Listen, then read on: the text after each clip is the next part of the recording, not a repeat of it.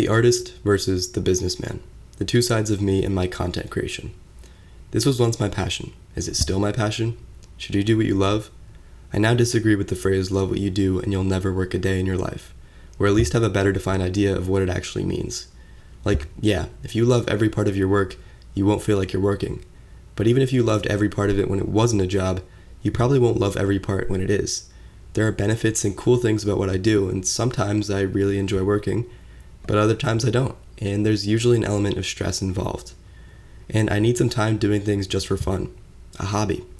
What is that for me now? I don't know. Social media could be fun and no pressure, but it could also be a lead generating machine for my business. I'm not sure if it can be both at the same time. Welcome back to the Story Seeker podcast. This is episode 2, and I'm really excited to be back. If you know me at all, you might know that I have a habit of writing down random ideas that pop into my head in a notes page on my phone. I've been doing this for a couple of years now, and I made a film about it called Random Ideas, and it was about this concept. And what I just read you to start the podcast was one of those random ideas that I had a couple months ago, and it's kind of just been sitting there for the last few months, and I've wanted to make something around this topic, a video, a film of some kind, and haven't really known what format it should take or how I want to explore this topic. So I figured, you know what, I'll start by talking about it on this podcast, and hopefully in the next few weeks, few months, I'll be able to sort of translate the thoughts that I talk about today into a more polished video, film, whatever we want to call it. So I touched on briefly in episode 1 that I've had a lot more freelance client work recently. I'm a freelance video creator, photographer, and for the most part, that's been great. At the beginning of this year, the first few months, I had barely any work, and I really worked hard to build up a client base and get more freelance work, get better work, and all of that has happened, and I feel really good about where I'm at in that sense. And the past few months have been amazing in terms of, I just kicked my camera again. I'm sorry, guys. The past few months have been great. And in terms of achieving my goals, getting, higher paying work and more jobs and all these things. But it's been a lot. And it's taken my time away from this YouTube channel, and my time away from creating Instagram content, and my time away from just doing this as a fun hobby. Because for years it was a hobby, and just a hobby, and then it started to become a job, and that was always my goal with it, was to make a living with it eventually. Because I thought I would love to do this for a living. That sounds great. And it still sounds good, but I'm definitely facing some resistance. At first, when I got my first paid jobs, it was like, wow, I'm getting paid to do this. I'm getting paid to make videos. I would do this for free. I love doing this. And it was great. And now it's a little bit different. The novelty of paid work has worn off, and now it's like it's the home stretch. It's just kind of a little bit of a slog. And really what I've come to realize, I will say, I still enjoy doing this. I want to say that. I want to make that clear. I still enjoy doing this. But I've realized over the past few months, as I've not had time to do my own thing and to do the passion projects and the stuff that's just for fun as much, that I need some of that stuff to keep me from being completely burnt out and just feeling like, why am I doing this? And why not just do a normal, stable job if I'm not going to at least somewhat enjoy the work that I'm doing. So, revisiting the random idea, I have two conflicting sides to me when it comes to creating content for social media here on YouTube and on Instagram. There's one side that's the artist side, and there's one side that's the businessman side. And I'll explain both of them to you. The artist side is fueled by some of my influences, people like Broncos. I'm not sure if that's how you pronounce his name, but his philosophy is make art, not content. And I want to read you something from one of his Instagram posts. The artist's role is to drop bombs. The artist's role is to release work that affects people, work that gets people thinking, work that makes people reassess how they live their daily lives, work that challenges what people believe is possible. Keep dropping bombs. Create bigger and bigger explosions. The more bombs you drop on your unsuspecting audience, the more chances that one of them will be atomic. And then he goes on to say, you're in an average relationship, you have average friends, you hold average conversations, you post average content, and you have an average work ethic. But I hear you. You're gonna do amazing things one day. And stuff like this, it lights a fire under my ass because it calls me out. And it's true that I don't always use the potential of social media, this incredible potential to share your ideas and your art with the world to its greatest potential and really make stuff that is meaningful and not just surface level content. And I wonder a lot of the time, is the stuff that I make just wasting people's time? Do they just scroll past it and forget about it 10 seconds later? Because I know 99% of the stuff that I see on Instagram, TikTok, I scroll past it and in 10 seconds, I've completely forgotten about it. And I don't want to be another one of those videos. I want to be in that 1% that really makes you stop and think and challenges your beliefs in some way. And then there's the other side. There's the businessman side. And it's fueled by people like Gary Vee, people like Alex Hormozi, who talk about the importance of great volume in posting organic content on social media as a way to grow a brand, grow a business, and I've certainly seen that it works. I posted a bunch of videos that I would classify as content. As much as I hate giving labels to things, I'm going to use these for the purpose of your understanding. Videos I would classify as content, stuff about camera gear, and I made a tutorial about how to do a certain transition. And on Instagram, all three of those videos did really well. And the transition video has 170,000 views, and it's the most popular video on my account. It's brought in probably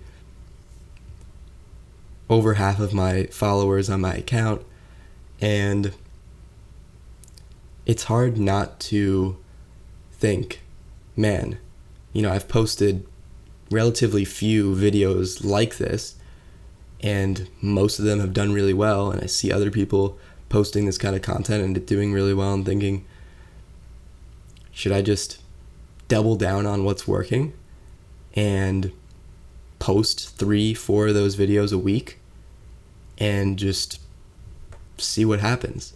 Because it's hard to believe that if I didn't do that for a year, that I wouldn't be in a pretty great place in terms of having an audience to, potentially monetize in different ways and make a living just off that, maybe.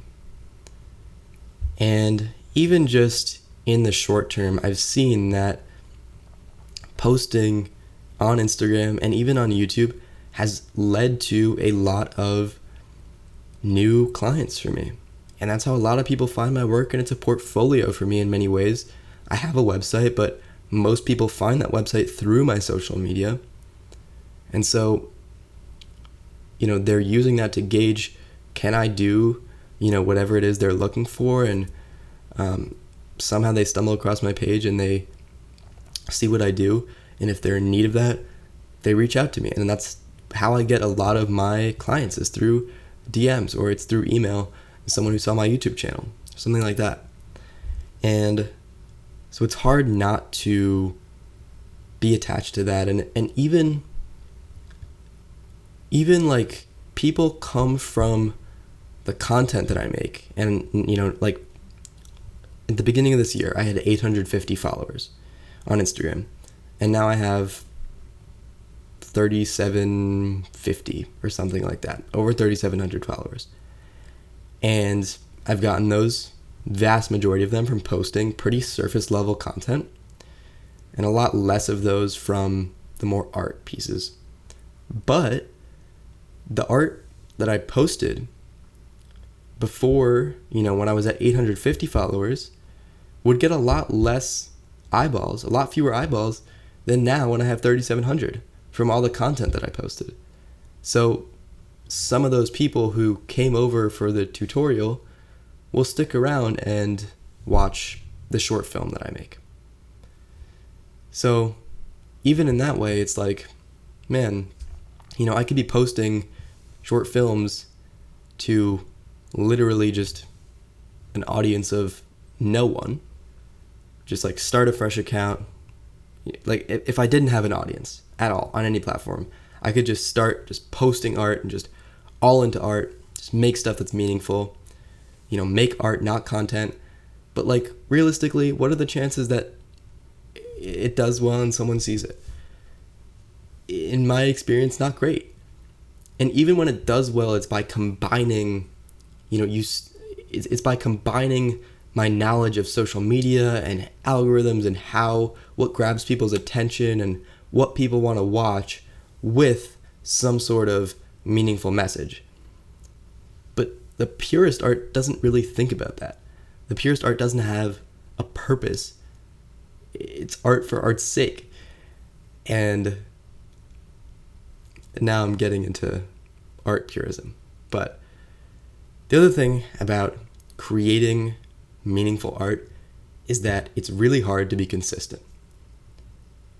Not only does it not perform as well on social media, in my experience, to surface level content, it's hard to be consistent with it. Sometimes you just don't have a good idea for something. Other times you get an idea, I get an idea late at night and it just go, like editing through the night and just like go until it's done. And then I wait until the next idea comes around and then repeat that process. So it's not predictable. It's not with content. It's like, okay, I can say in the next week, I'm going to script out and film and edit 3 tutorials. I can do that. I can definitely do that. With art, it's like, I can force it a little bit more, but I don't really want to. I don't want to make myself sit down and say, I'm going to write a script for a film. Like, I don't have... You definitely can do that, and that's definitely an approach, and I have been made to do that in more educational kinds of settings, but I don't know. It feels like it's much harder to be consistent with that stuff without being forced and just making things that aren't super genuine. I think the most genuine art is really spontaneous. Anyways, the other thing is that I don't really get hired to make art.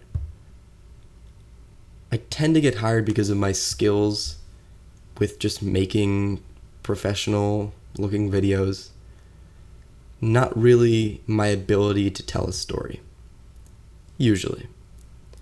And that's something that definitely can change, and maybe if I just focused on making art, that people would see that, and maybe that's more of what I would get. And because now I make more kind of content stuff, I get hired to make stuff that's not super story based and things like that. But I don't get hired to make art. And so it can be hard to justify investing a lot of time into making the artistic pieces from the business perspective, because again, they just don't usually lead to work for me. Recently, I've talked with a few fellow creators who've each shared similar feelings around art and content. A few days ago, I sat down with my friend Aiden from ADOS Visuals to speak about his experiences as a filmmaker and content creator. Since January 1st of this year, he's been posting his Shot of the Day series on Instagram every single day. He's approaching day 200. This conversation, which was pretty much our first time actually talking to each other, has some meaningful insights. My first question is just literally, why did you decide to start the Shot a Day series? I'd always looked up to a lot of creators on Instagram and YouTube and all that. And I came across, I don't know, it was a few graphic designers, and these guys had just like pumped out posters, and they labeled each one, and it was like a daily thing. I'd always had this impulse to like put some of my stuff out, but I was really like, I had this friction, like it was really hard for me to like post my work. This thing, the Shot of the Day, was like my way of getting comfortable with like posting my work. So had you posted like much at all before No, that? Or was this kind of like... nothing. So right now, like the Shot of the Day is the main thing, but I want to expand to more like creative, like more involved tasks. But yeah, right now it's like my sort of like way of like breaking that perfectionist. Has there been a time in the series where you just like wanted to stop? The burnout. My point of view on that is that I see Shot of the Day more so as an exercise, right? It's partially a creative task for me, but I see it more of like a brush up on skills, like color grading and that sort of thing, and getting comfortable in like your software. So I don't, to answer your question, I don't really get burnt out of it because I enjoy it so much. What's been your experience in terms of your account growth? And like, I don't even know where you started the year, but like, I know you have like 18,000 followers now. And It's stupid. I know you had a few videos that just like popped off. So Yeah, my opinion on that is obviously the numbers are not what I'm after, really. If I could have an audience of like people that really like appreciate my work, even if it was like a couple thousand people that really like understand, or like, I don't know.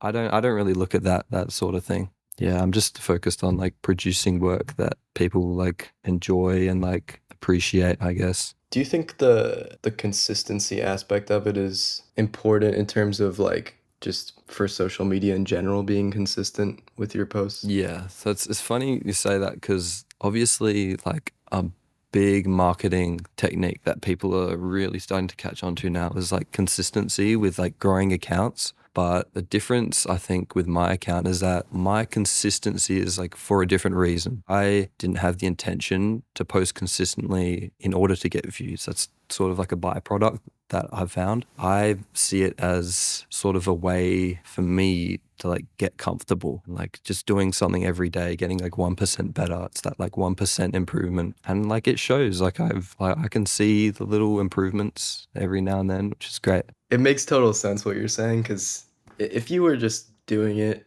to kind of grow your account and all that stuff, I feel like you quit after like a month. When you really enjoy something and it doesn't feel like work to you, it just feels like fun or like play. That's like the best things, and that's why, to me, that seems like why you've been able to be so consistent with this, and that's what makes me excited about the podcast as well. Is like, if this is fun, like I just like, as long as it stays fun, like I'm gonna Yeah, keep you doing can't it, and stop. like, yeah, like it doesn't really feel like work at all, and that's really cool and That's the refreshing. goal, I think, for most things, and creators as well. Like if you're stuck in a rut, it's like for anything, if you can find something that you enjoy and you like can't put down, it's that obsession thing. I posted like a little short and it was like, "Are you obsessed? Because obsession is going to beat talent every time," that sort of thing. We all have that same like perspective of like whether like what to post, right? Like, do we want to like cultivate an audience, or do we want to like post things for you, or like,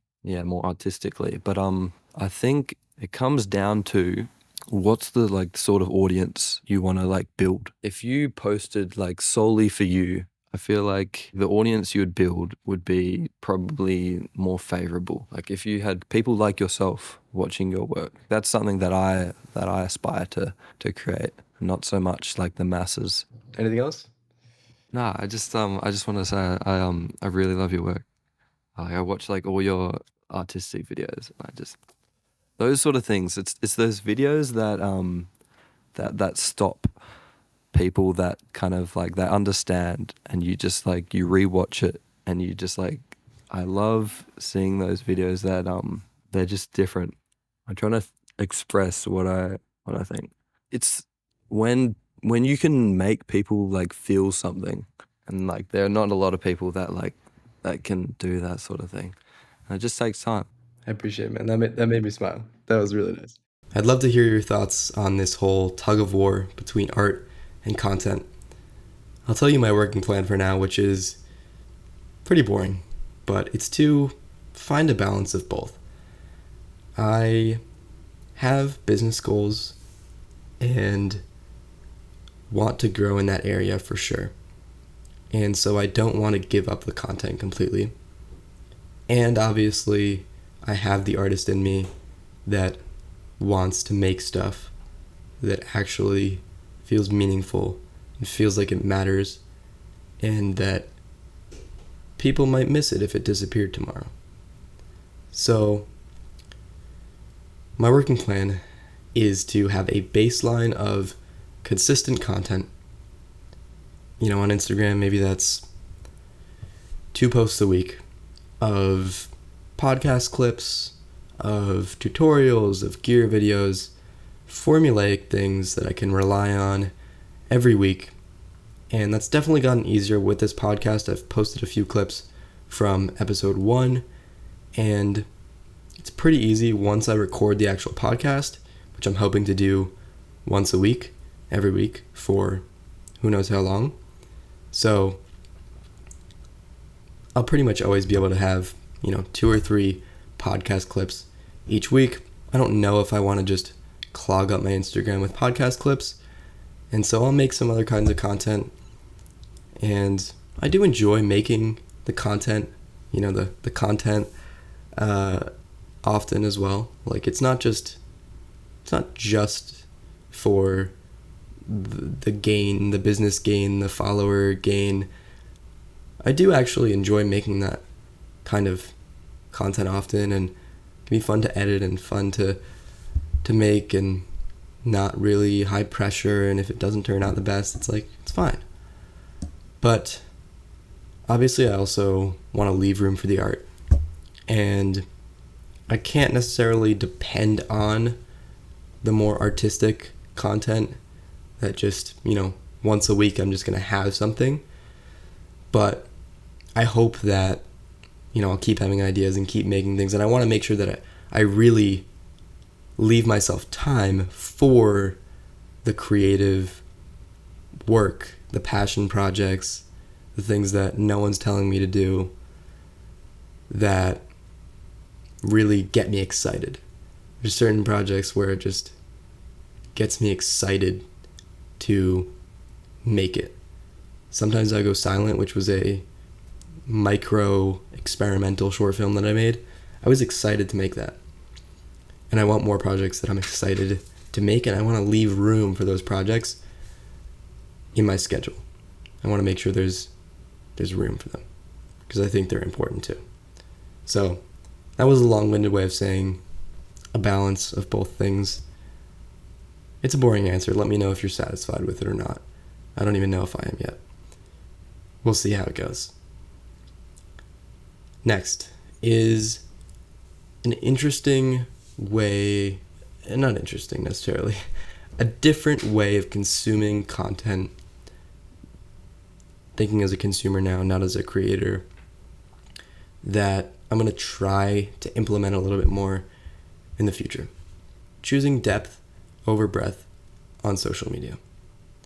Instead of scrolling through surface level content that, again, I'm going to forget it in 5 seconds, finding key influences whose voices I really care about and really identify with, and people who push me to be better and push me to think inside myself with the things that they make. I can think of a lot of creators, and social media is amazing. There are so many amazing creators creating amazing things, and yet I spend so much time scrolling through meaningless things for a quick entertainment. And I would love to do less of that, but also to just focus on like finding a core group of, a few dozen creators that I really identify with. There are so many creators I can think of who have had meaningful impacts on my life with the stuff that they create. And I feel like if we can consume, really, rather than consuming this wide variety of content from hundreds of different people each day, 10-second clips, if we can dive deep into the work of much fewer creators, we can find much more meaning and be much happier with the time that I spend on social media by digging deeper into people's work that I really like. I also think that I could have said that much better in much fewer words. But I'm going to try to implement that and hopefully come back in the next few weeks with some ways that I've tried to do that, what has worked, what hasn't worked, and some more sort of practical tips for doing this. It definitely tends to be the longer form content, the podcasts, the long YouTube videos that I really finish watching and I go, wow, that was great. That that tends to not happen as much with the short form content. Not that it can't happen, but it tends not to happen as much. Next, I want to talk about a different way of thinking about the future and goals. Let me just get into it. I never am able to preface these things with a good sort of headline. I have to just start talking about them because I don't know what I was going to say there. I have no idea what I was saying there. So, a new way of thinking about the future. A few years ago, during the height of the pandemic, I was watching lots of YouTube videos, getting better at making my own videos, and thinking forward to becoming a freelancer who, does this for a living, but just doing freelance work and getting paid for it and being paid fairly for the work that I do. And I could tell at that time that I had the capabilities to do paid work, the video capabilities, the skill, the core skill itself. I could make good enough videos and shoot good enough photos, but that there were other things missing that were stopping me from getting there.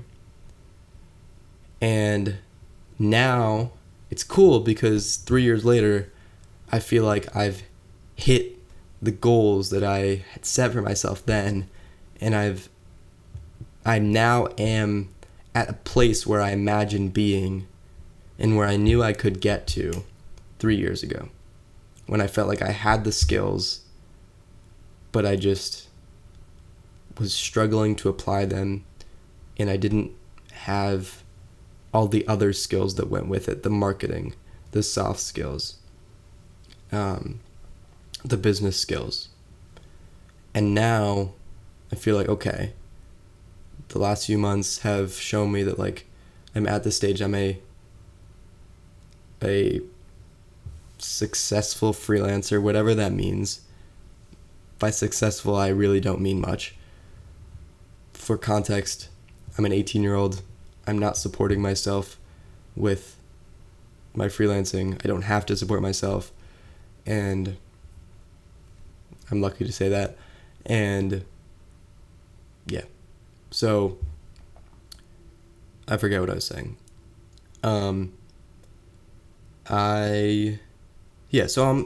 Whatever. The point is, I'm where I imagined myself 3 years ago now. And now, I imagine myself, I feel like I have these skills that I haven't been able to totally apply yet. Yes, I'm getting into the meat of it now. 3 years ago, I felt like I have these creative skills and I just haven't been able to apply them like I know that I can.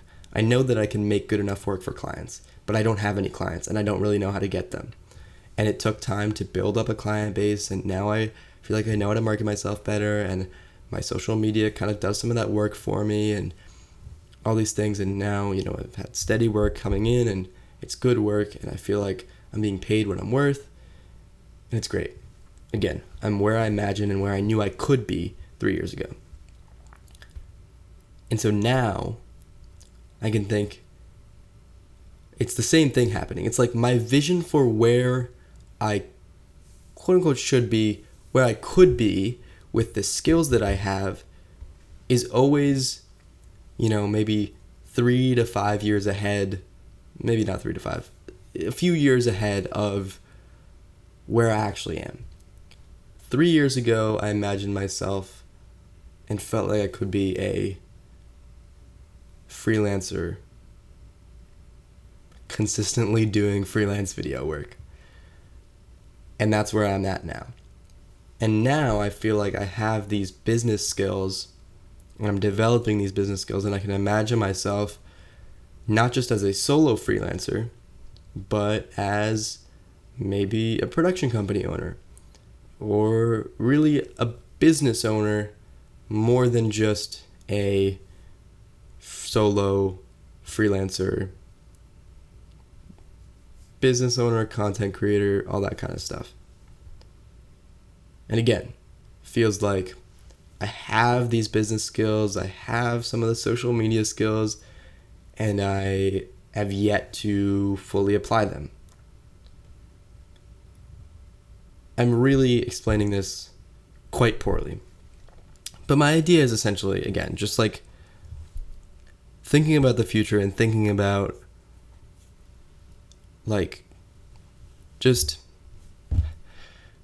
I'm really bad at this. Sometimes I think I'm really bad at this. Often I think I'm really bad at this. I'm struggling through this episode. I'm going to be honest. I don't know if I'm posting this. I might or I might not. I've struggled through the whole thing. And I think that actually, this time I came in with much more of a plan, and I had a little guest, and just all this different stuff. I have a whole big thing written out on my page that I'm looking at. And last time I had something much simpler and didn't have to cut the whole time. Felt great about it, and I just talked. It was still not easy, but it worked a lot better. I'm also tired. It's late right now. It's exactly midnight. As I said, let me line it up with the focal plane of my face so you can see. It turned off. Oh, that's also, I don't know if, I might need permission from him to have his face in the video. It's midnight. It's midnight. Yeah. I'm struggling with this one. I think maybe I should not plan as much. Maybe that'll make it feels like I planned more, and I felt like that would make it easier to get through and just keep talking and have stuff. And I wanted to make something that was engaging, and I wanted to make something that provides a lot of value to people. And in a way, it feels like a little bit of failure. it's a failure, but like a failure. I don't think I've done a very good job of making this episode. And it's certainly a failure that I can learn from. And also definitely just good data in terms of like, what do I want this podcast to be? And maybe I do want to keep it more of a journal entry over a, optimized for engagement, maximum value provided, trying to perform well on YouTube podcast. Because the first one was really, truly, pretty much a journal entry. A oral journal entry. And this one has not really been that. And I've struggled recording it. Anyways, I have no idea if that whole future thing made any sense. I'm finding it difficult to explain. But it really boils down to like my imagination of where I could be, being a few years ahead of where I actually am, and constantly working to close that gap. And then obviously, as I move forward, my idea of where I could be also moves forward. And I don't think I ever will really catch it, and that's okay. All right. Next thing is about podcasts in general. Usually when I see like clips of podcasts on Instagram or TikTok, sometimes I'll see comments of people saying, man, they're really giving anyone a microphone nowadays. And it's usually just people who, the podcast guest or whatever is just someone whose views they disagree with. And often someone with extreme viewpoints. However, I think that got me thinking about how podcasts are becoming a bigger thing nowadays. And I talked in the first episode about how everyone and their grandmother has a podcast nowadays. I think it's sort of similar to television and like the fall of television. Stay with me. I'm really terrible at introducing these ideas and getting into them. And like 3 minutes into talking about the idea, that's when I finally like really get to it and really say it the way I want to say it. But it's like my third time trying to say the same thing in a different way. When YouTube just started, I feel like the thought was like, why would anyone want to watch a random kid speaking in his bedroom to his shitty, webcam over a well-produced, entertaining television show, hosted by people whose job it is to do this and who've been working their whole life to be entertaining and, all this stuff. And yet, it seems like actually a lot of people do want to watch the little kid in his bedroom. And the equivalent of that. And so I think it's kind of the same thing with podcasts. There hasn't really been, I guess the closest comparison is radio, but I think even podcasts, until recently have kind of been something where you think like it's just famous and important people talking to other important people. And it's not something that just anyone makes a podcast. It feels like you need some level of authority to make a podcast. And I think that's something that doesn't really need to be there. That's like a standard that doesn't really need to be there. And I think there can be a lot of voice crack. I think there can be a lot of value and entertainment and validation and just like there can be a lot of it can be cool to listen to people who aren't the big, like, we people connect with people, I guess is what I'm trying to say. And I love just like hearing about someone else's struggles, and usually they help validate my own struggles. And I think that's a huge effect of art, is validating people's struggles by opening up and exposing your own. I think I landed on something a little bit profound. Okay. We're wrapping up here. A few reflections on episode 1. I reflected on episode 2 already, midway through, as I kind of broke character a little bit. Hoping not to really play a character, and more just be myself. That's the goal. If anyone's still watching, I am impressed that you've gotten through this. Alright. First episode reflections. There's a lot of things that not a lot of things. There was a few things I wish I said in the first episode that afterwards I was kind of dwelling on and thinking, man, I wish I said that. And that's like goes back to what I was talking about at the beginning of episode 1 of like having a conversation with someone and wishing I like had thought to bring up that thing that I thought about afterwards but didn't think of in the moment.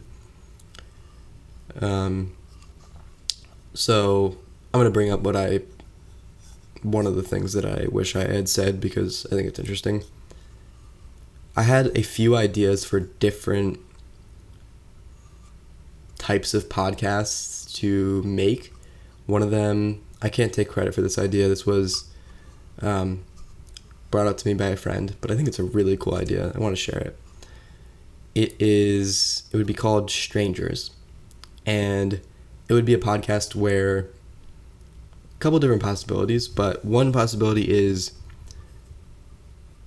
we bring 2 random people who have never spoken to each other before into a room, give them microphones, and they get 30 minutes or an hour or whatever amount of time to talk and just see how it goes. The other possibility is having one constant host. So like, whatever, I could host it or someone else could host it, and then the host brings on random people off the street and talks to them for a half hour, an hour, and you need probably a special type of host to really make that interesting. I thought it was really interesting. Like, I thought it was really cool. And I think my friend is a little bit of a genius for thinking of it. Another idea was integrating the podcasts into films. So making film-style YouTube videos that include conversations with people in a podcast sort of format, traditional guest, interview kind of conversation format. I think that would be interesting. And I had some specific ideas about people that I think would be cool to talk to as a way to tell personal stories. So that was another idea for potential podcast style.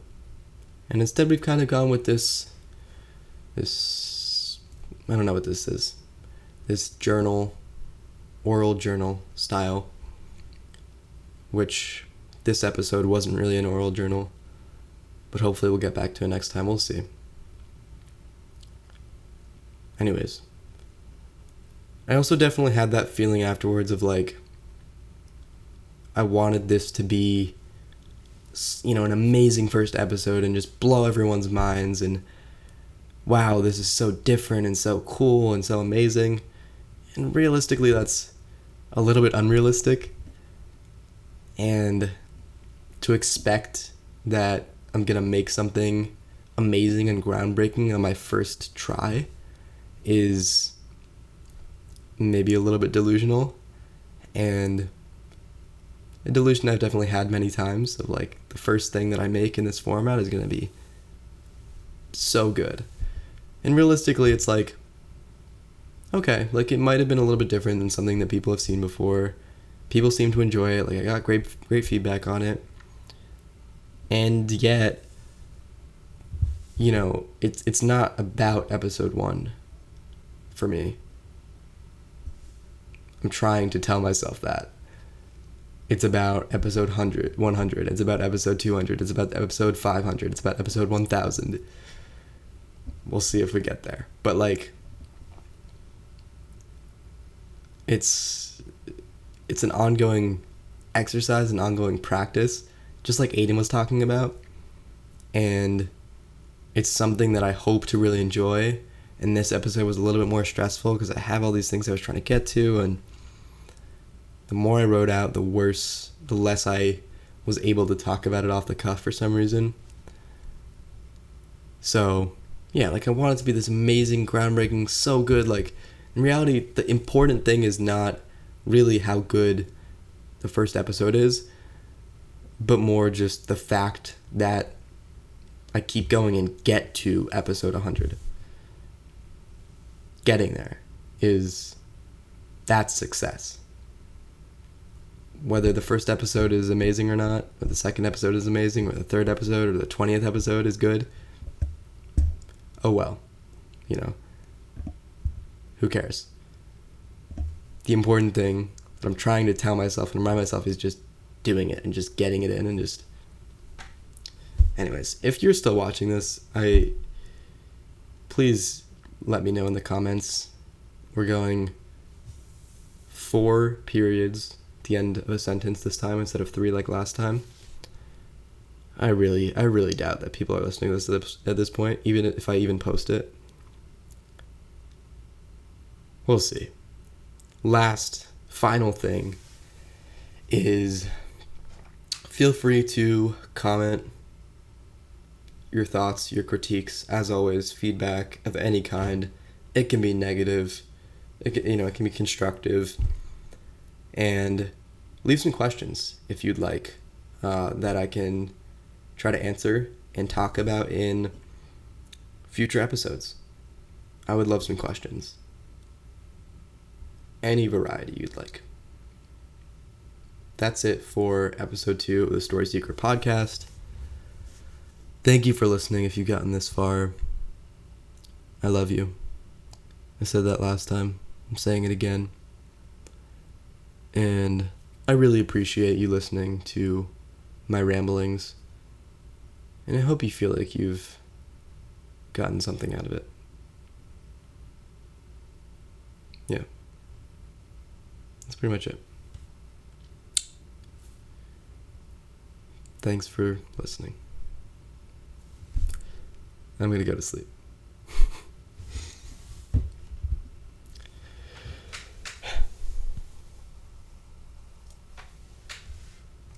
Hold on, I got to do the outro. Oh, it's been good talking to you, man. All right, I'll catch you next time. No. I'm going to put that at the end of the podcast. The end of the whole thing. Oh, yeah. All right. Too bad. Catch ya.